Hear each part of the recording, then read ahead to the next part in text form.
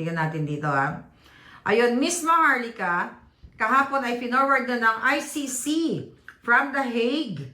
Alright? Ang warrant of arrest ni Senator Bato. Alright?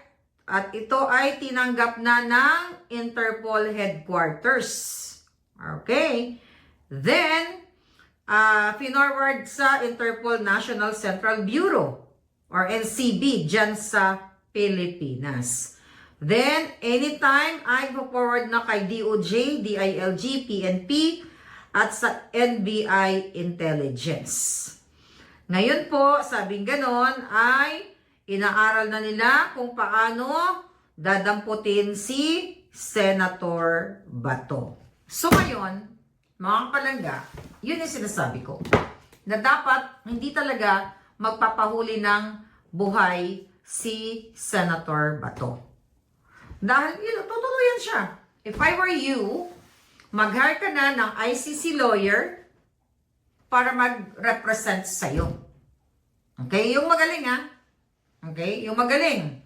Para naman, malagpasan mo to para hindi ka magtago dyan, di ba?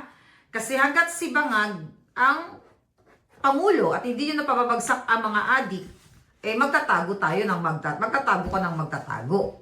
So, or mag-hire ka ng magaling na abogado para bago ka nila madampot, may yung abogado mo, magawa yung hakbang para maproteksyonan ka at nang hindi ka madupot. Kasi sa ngayon, you cannot travel, di ba? Unless na mag-backdoor ka or, kung saan ka man, nakatago dyan na walang magsusuplong sa'yo, or papaano ba, magdamit babae ka.